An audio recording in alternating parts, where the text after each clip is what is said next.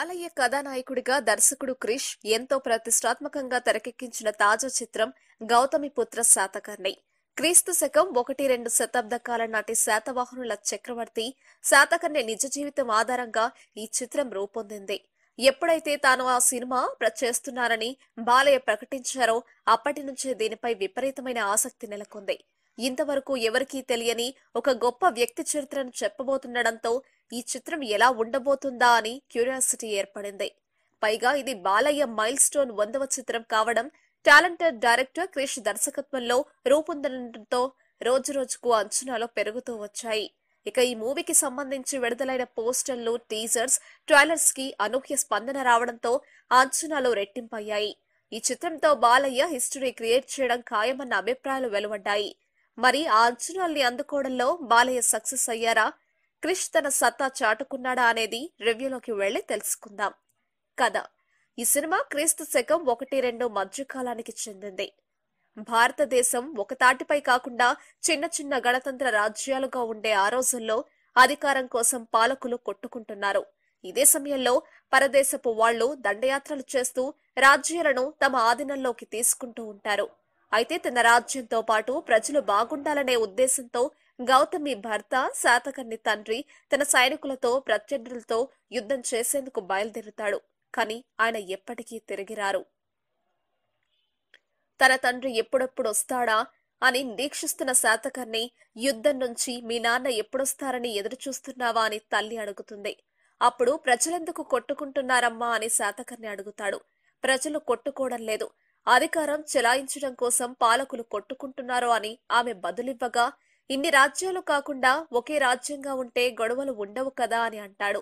గణరాజ్యాలను ఒక్కటిగా చేసే వీరుడు పుట్టాలి కదా అని ప్రశ్నిస్తే, నేను పుట్టాను కదా అని శాతకర్ణి గర్జిస్తాడు.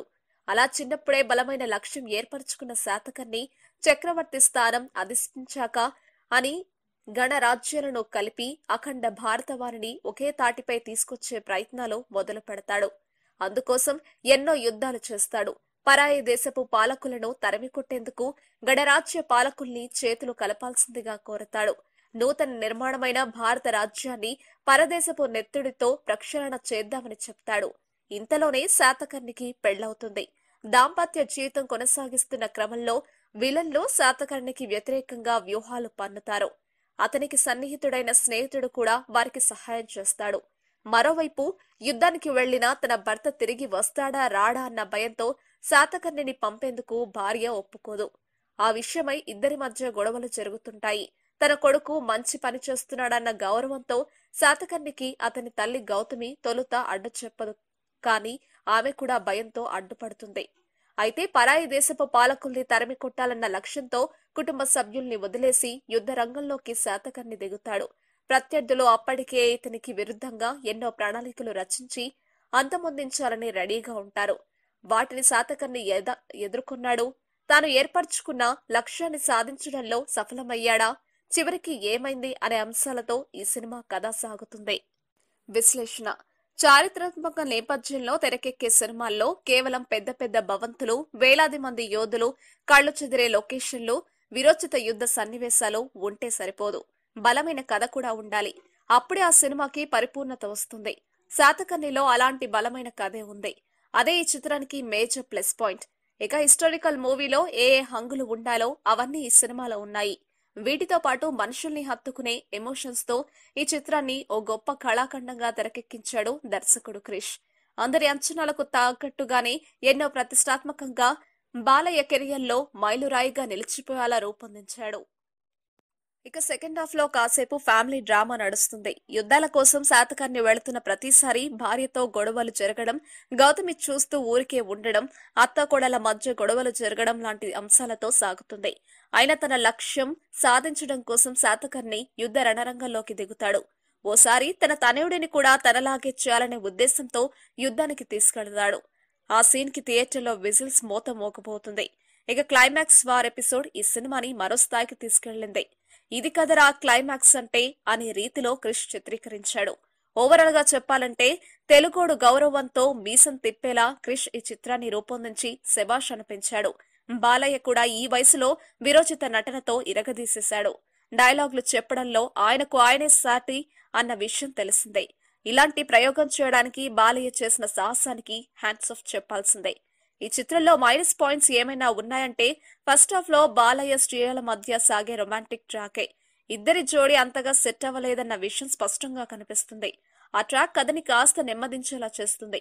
అలాగే సెకండ్ హాఫ్ లో నడిచే ఫ్యామిలీ డ్రామా రొటీన్ గా ఉండడం, ఈ రెండు విషయాలే ఇందులో మైనస్. మిగతాదంతా అదిరిపోయిందంతే. నటీనటుల పనితీరు. నటసింహంగా పేరుగాంచిన బాలయ్య ఏ పాత్రల్లోనైనా ఇట్టే ఒదిగిపోతారన్న విషయం అందరికీ తెలుసు. ముఖ్యంగా ఇలాంటి చారిత్రక క్యారెక్టర్లలో ఆయన జీవించేస్తారు. శాతకర్ణి పాత్రలోనూ అదే ప్రతిభ కనపరిచారు. ఒక మాటలో చెప్పాలంటే ఈనాటి తరానికి శాతకర్ణిలా చరిత్రలో నిలిచిపోతారు. అంత అద్భుతంగా నటించారు. ఈ వయసులోనూ డూప్స్ లేకుండా వార్ సన్నివేశాలు చేయడం నిజంగా గొప్ప విషయమే. ఈ పాత్రకి ఈయన సరిపోలేదని నెగిటివ్ గా కామెంట్స్ చేసిన వారికి చెంప చెళ్లుమనిపించేలా బాలయ్య సమాధానం చెప్పారు.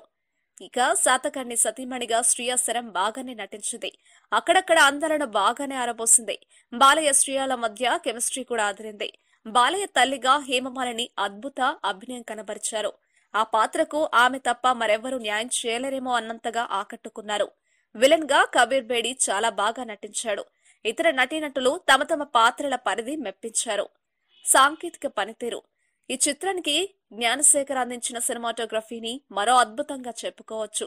క్రీస్తు శకం 1-2 మధ్యకాలానికి చెందిన చారిత్రక నేపథ్యాన్ని కళ్లకు కట్టినట్లు వెండితెరపై చాలా గ్రాండ్ గా చూపించిన తీరుకు హ్యాండ్స్ ఆఫ్ చెప్పాల్సిందే. ఆయన కెమెరా పనితనానికి ఎన్ని మార్కులు వేసినా తక్కువే. ఇక చిరంతన్ భట్ అందించిన సంగీతం చాలా బాగుంది. బ్యాక్గ్రౌండ్ మ్యూజిక్ అయితే అదరగొట్టేశాడు. ముఖ్యంగా వార్ సన్నివేశాల మధ్య అద్భుతమైన స్కోర్ అందించాడు. ఆర్ట్ వర్క్ ఈ సినిమాకి మరో ప్రాణం పోసింది. ఎడిటింగ్ కూడా బాగుంది. సాయిబాబు, రాజీవ్ రెడ్డిల నిర్మాణ విలువలకు ఎక్కడా వంక పెట్టడానికి లేదు. ఇక క్రిష్ గురించి మాట్లాడితే అసలు ఇలాంటి సాహసోపేతమైన స్టోరీని ఎంచుకున్నందుకు అతన్ని అభినందించాల్సిందే.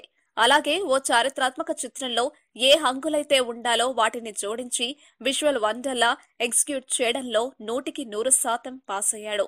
ఇలాంటి భారీ చిత్రాన్ని కేవలం 8 నెలల్లో అద్భుతమైన అవుట్పుట్ తో కంప్లీట్ చేసినందుకు నిజంగా గర్వించదగ్గ విషయం.